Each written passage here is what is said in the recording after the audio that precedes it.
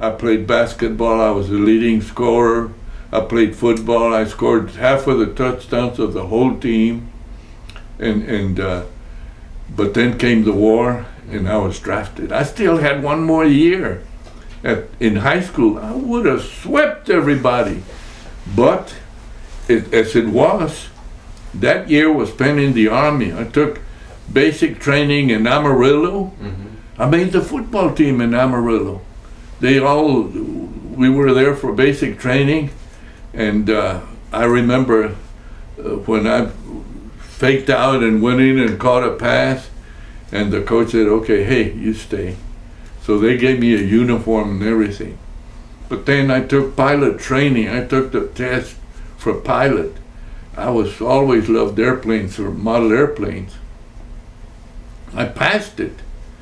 And they sent me to Central State Teachers College, Stevens Point, Wisconsin.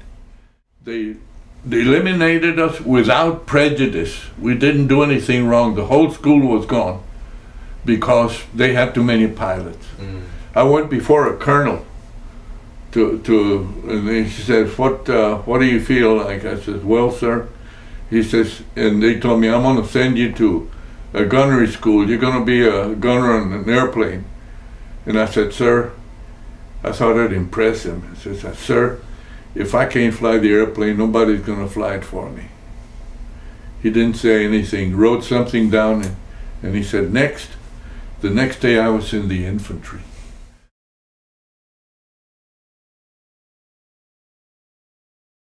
I don't even remember what the orders were for that day.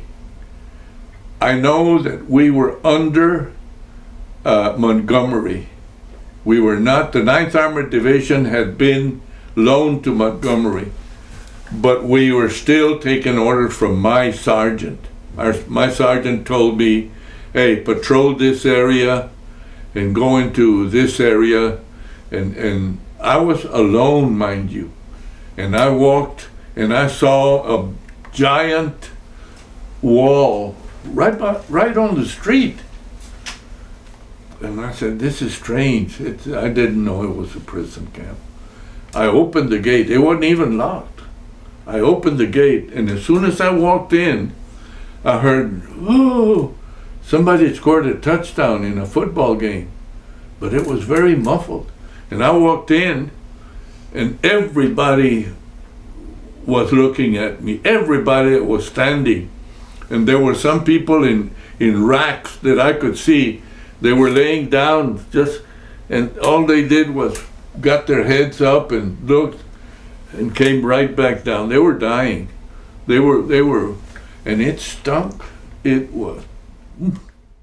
I never saw anything like that. It was gruesome. It was, as a matter of fact, I wanted to get the hell out of there. Because I couldn't, number one, I couldn't stand the smell. And number two, there was already some British soldiers coming in after me. And they were in charge. Let them be in charge. I don't want to have anything to do with it.